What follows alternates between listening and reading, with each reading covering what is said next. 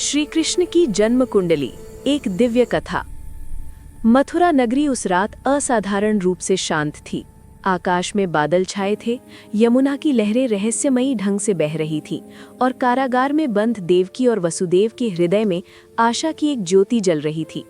उसी अर्धरात्रि में भाद्रपद मास की कृष्ण पक्ष की अष्टमी तिथि पर रोहिणी नक्षत्र के प्रभाव में भगवान विष्णु ने श्री कृष्ण के रूप में अवतार लिया।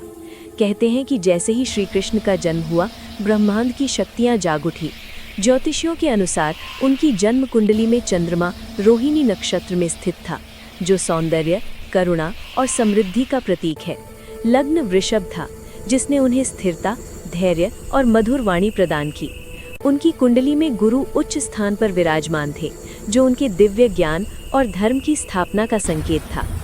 जेल के द्वार अपने आप खुल गए, पहरेदार सो गए और वसुदेव जी बालक कृष्ण को टोकरी में रखकर यमुना पार करने निकल पड़े। ये सब केवल एक संयोग नहीं था, बल्कि उनकी जन्म कुंडली में बने विशेष योगों का प्रभाव था। उनकी कुंडली में बना महापुरुष योग ये दर्शाता था कि ये बालक साधारण नहीं, बल्कि युग परिवर्तन करने वाला है।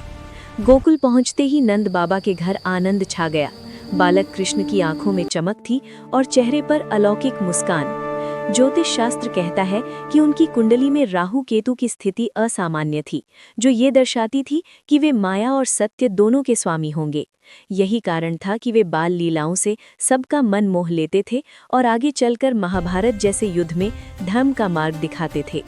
श्री कृष्ण की जन्म कुंडली केवल ग्रहों का संयोग नहीं थी, बल्कि ये इस बात का प्रमाण थी कि जब जब धरती पर अधर्म बढ़ता है,